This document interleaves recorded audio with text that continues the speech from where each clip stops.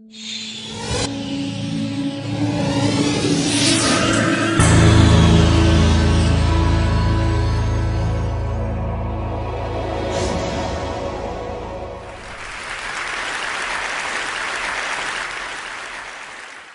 morning. How are you? It's been great, hasn't it? I've been blown away by the whole thing. In fact, I'm leaving.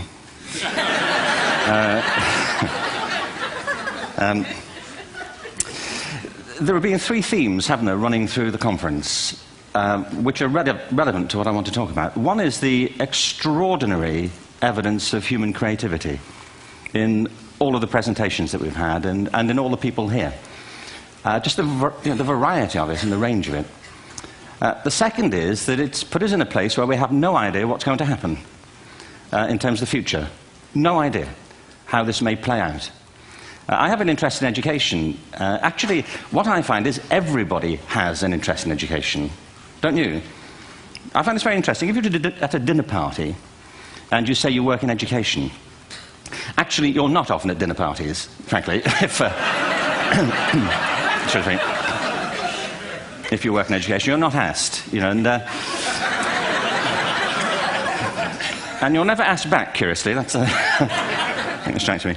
But if you are, and you say to somebody, they say, what do you do? And you say you work in education, you can see the blood run from their face. They think, oh my God, you know, why me?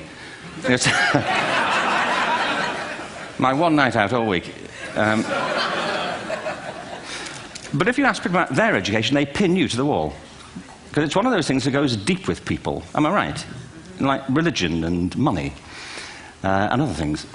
So I have a big interest in education, and I think we all do. We have a huge vested interest in it, partly because it's education that's meant to take us into this future that we can't grasp. If you think of it, children starting school this year will be retiring in 2065. Nobody has a clue, despite all the expertise that's been on parade for the past 4 days, what the world will look like in 5 years' time. And yet we're meant to be educating them for it. So the unpredictability, I think, is extraordinary. And the third part of this is that we've all agreed, nonetheless, on the really extraordinary capacities that children have, their capacities for innovation. I mean, Serena last night was a marvel, wasn't she? Just seeing what she could do.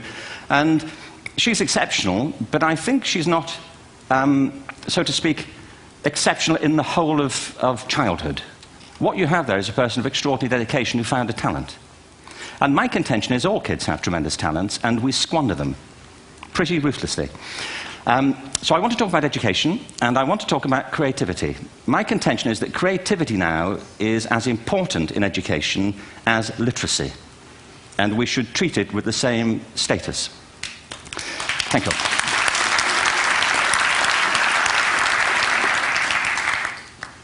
That was it, by the way. Thank you very much. So, 15 minutes left. Well, I was born... No, I had a great story recently, I love telling it, of a little girl who was in a drawing lesson. She was 6, and she was at the back drawing, and the teacher said this little girl hardly ever paid attention. And in this drawing lesson, she did. And the teacher was fascinated. She went over to her and she said, "What are you drawing?" And the girl said, "I'm drawing a picture of God." And the teacher said, "But nobody knows what God looks like." And the girl said, "They will in a minute."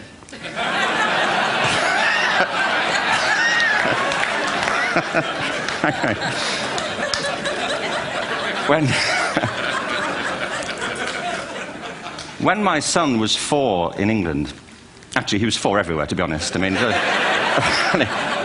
if we're being strict about it, wherever he went, he was 4 that year. But he was in the Nativity play. Do you remember the story? No, it was big. It was a big story. Mel Gibson did the sequel. You may have seen it. I don't know. It was Nativity 2. But James got the part of Joseph, which we were thrilled about. We consider this to be one of the lead parts. We had the place crammed full of agents in T-shirts, you know. James Robinson is Joseph. He didn't have to speak, but you know the bit where the 3 kings come in?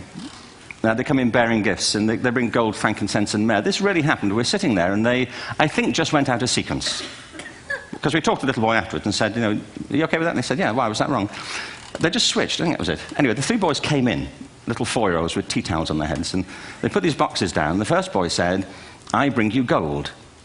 And the second boy said, "I bring you mare." And the third boy said, "Frank sent this."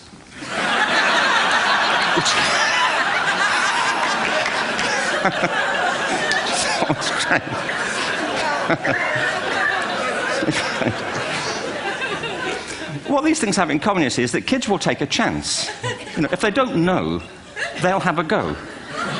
Am I right? They're not frightened of being wrong. Now, I don't mean to say that being wrong is the same thing as being creative. What we do know is, if you're not prepared to be wrong, you'll never come up with anything original. If you're not prepared to be wrong. And by the time they get to be adults, most kids have lost that capacity. They have become frightened of being wrong. And we run our companies this, by the way. We stigmatize mistakes. And we're now running national education systems where mistakes are the worst thing you can make. And the result is that we are educating people out of their creative capacities. Picasso once said this. He said that all children are born artists. The problem is to remain an artist as we grow up. I believe this passionately, that we don't grow into creativity, we grow out of it. Or rather, we get educated out of it. So why is this? I lived in Stratford-on-Avon until about 5 years ago. In fact, we moved from Stratford to Los Angeles. So you can imagine what a seamless transition, you know, this was from LA. Actually, we lived in a place called Snitterfield, just outside Stratford, which is where Shakespeare's father was born. Are you struck by a new thought? I was. You don't think of Shakespeare having a father, do you? Do you? Because you don't think of Shakespeare being a child. Do you? Shakespeare being 7. I never thought of it. I mean, he was 7 at some point. He was in somebody's English class, wasn't he?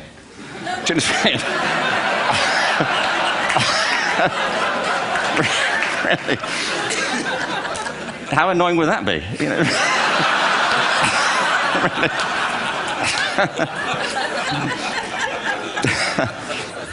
Must try harder. Being sent to bed by his dad, to Shakespeare. Go to bed now, you know, to William Shakespeare, you know, and put the pencil down, you know, and stop speaking like that. You know, it's confusing everybody.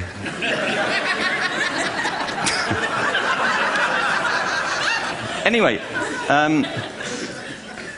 we moved from Stratford to Los Angeles, and I just want to say a word about the transition. Actually, my son didn't want to come. I've got 2 kids. He's 21 now, and my daughter's 16. He didn't want to come to Los Angeles. He loved it, but he had a girlfriend in England. This was the love of his life, Sarah. He'd known her for a month. Mind you, they'd had their 4th anniversary by then, because it's a long time when you're 16. Anyway, he was really upset on the plane. He said, "I'll never find another girl like Sarah." And we were rather pleased about that, frankly, because she was...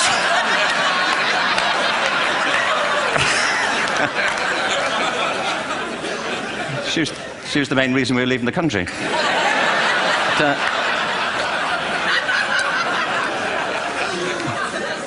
But something strikes you when you move to America and when you travel around the world. Every education system on Earth has the same hierarchy of subjects. Everyone, doesn't matter where you go. You'd think it would be otherwise, but it isn't. At the top are mathematics and languages, then the humanities, and at the bottom are the arts, everywhere on Earth. And in pretty much every system, too, there's a hierarchy within the arts. Art and music are normally given a higher status in schools than drama and dance. There isn't an education system on the planet that teaches dance every day to children the way we teach them mathematics. Why? Why not? I think this is rather important. I think maths is very important, but so is dance. Children dance all the time, if they're allowed to. We all do. We all have bodies, don't we? You know, did I miss a meeting? I mean, I think... Truthfully, what happens is, as children grow up, we start to educate them progressively from the waist up. And then we focus on their heads, and slightly to one side. If you were to visit education as an alien and say, what's it for, public education, I think you'd have to conclude, if you look at the output, you know, who really succeeds by this? Who does everything they should? Who gets all the brownie points? You know, who are the winners? I think you'd have to conclude the whole purpose of public education throughout the world is to produce university professors. Isn't it? They're the people who come out the top. And now, I used to be one. So there. You know. And I like university professors, but, you know, we shouldn't hold them up as the high watermark of all human achievement. They're just a form of life. You know, another form of life. But they're rather curious, and I say this out of affection for them. There's something curious about professors. In my experience, not all of them, but typically, they live in their heads. They live up there, and slightly to one side. They're disembodied, you know, in a kind of literal way. You know, they look upon their body as a form of transport for their heads. You know, it's... Don't they? It's a way of getting their head to meetings.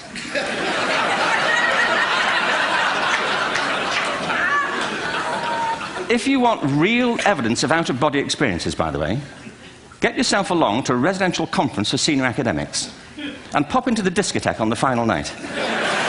And there you will see it. Grown men and women writhing uncontrollably off the beat. Waiting to end so they can go home and write a paper about it. Now, our education system is predicated on the idea of academic ability. And there's a reason. The whole system was invented around the world. There were no public systems of education really before the 19th century. They all came into being to meet the needs of industrialism. So the hierarchy is rooted on two ideas. Number one, that the most useful subjects for work are at the top. So you were probably steered benignly away from things at school when you were a kid, things you liked, on the ground you would never get a job doing that. Is that right? Don't do music, you're not going to be a musician. Don't do art, you won't be an artist. Benign advice. Now, profoundly mistaken. The whole world is engulfed in a revolution. And the second is academic ability, which has really come to dominate our view of intelligence because the universities designed the system in their image. If you think of it, the whole system of public education around the world is a protracted process of university entrance. And the consequence is that many highly talented, brilliant, creative people think they're not, because the thing they were good at school wasn't valued or was actually stigmatized. And I think we can't afford to go on that way. In the next 30 years, according to UNESCO, more people worldwide will be graduating through education than since the beginning of history. More people. And it's the combination of all the things we've talked about, technology and its transformational effect on work, and demography and the huge explosion in population. Suddenly, degrees aren't worth anything. Isn't that true? When I was a student, if you had a degree, you had a job. If you didn't have a job, it's because you didn't want one. And I didn't want one, frankly. So, but now, kids with degrees are often heading home to carry on playing video games. Because you need an MA, where the previous job required a BA, and now you need a PhD for the other. It's a process of academic inflation, and it indicates the whole structure of education is shifting beneath our feet. We need to radically rethink our view of intelligence. We know three things about intelligence. One, it's diverse. We think about the world in all the ways that we experience it. We think visually, we think in sound, we think kinesthetically, we think in abstract terms, we think in movement. Secondly, intelligence is dynamic. If you look at the interactions of a human brain, as we heard yesterday from a number of presentations, intelligence is wonderfully interactive. The brain isn't divided into compartments. In fact, creativity, which I define as the process of having original ideas that have value, more often than not, comes about through the interaction of different disciplinary ways of seeing things. The brain is intentionally... By the way, there's a shaft of nerves that joins the two halves of the brain called the corpus callosum. It's thicker in women. Following on from Helen yesterday, I think this is probably why women are better at multitasking. Because you are. Aren't you? There's a raft of research, but I know it from my personal life. If my wife is cooking a meal at home, which is not often, thankfully, but, you know, if she's doing... she's good at some things. But if she's cooking, you know, she's dealing with people on the phone, she's talking to the kids, she's painting the ceiling, you know, she's doing open heart surgery over here. If I'm cooking, the door is shut, the kids are out, the phone's on the hook. If she comes in, I get annoyed. I say, Terry, please, I'm trying to fry an egg in here. You know, really.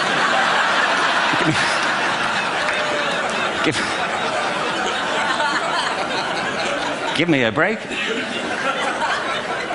Actually, there was do you know that old philosophical thing? If a tree falls in a forest and nobody hears it, did it happen? Remember that old chestnut? I saw a great T-shirt, really, recently, which said, if a man speaks his mind in a forest and no woman hears him, is he still wrong?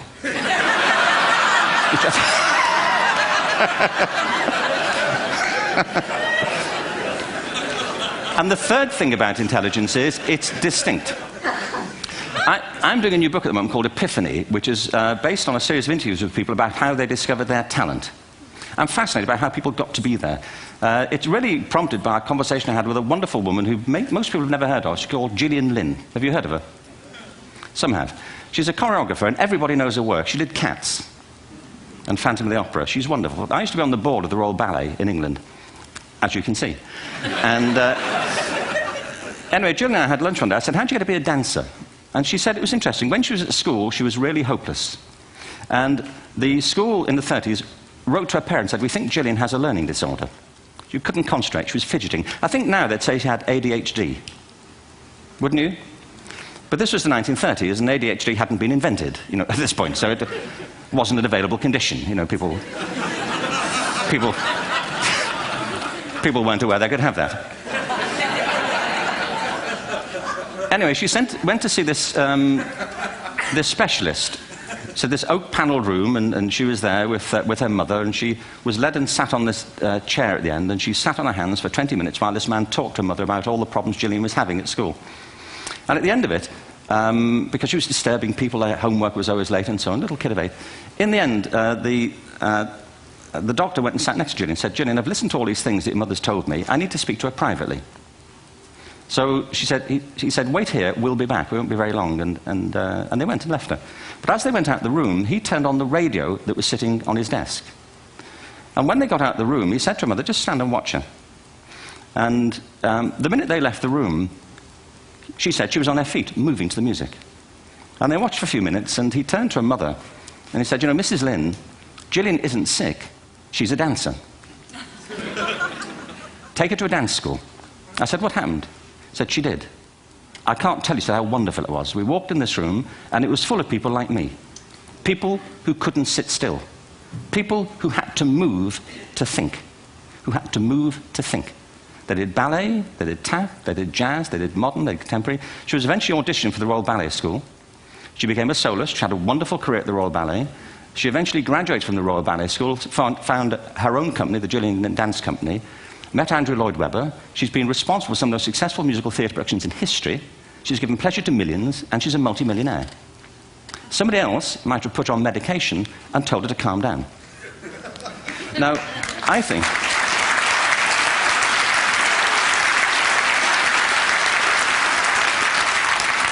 What I think it comes to is this. Al Gore spoke the other night about ecology and the revolution that was triggered by Rachel Carson. I believe our only hope for the future is to adopt a new conception of human ecology, one in which we start to reconstitute our conception of the richness of human capacity. Our education system has mined our minds in the way that we've strip-mined the earth for a particular commodity, and for the future, it won't serve us. We have to rethink the fundamental principles on which we're educating our children.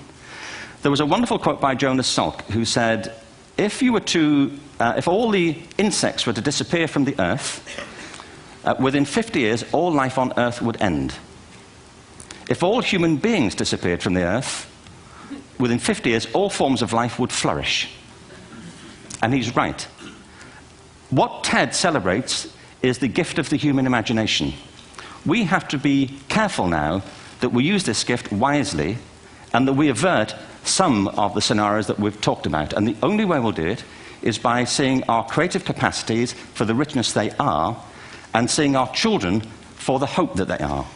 And our task is to educate their whole being so they can face this future. By the way, we may not see this future, but they will. And our job is to help them make something of it. Thank you very much. Bravo. Here, here.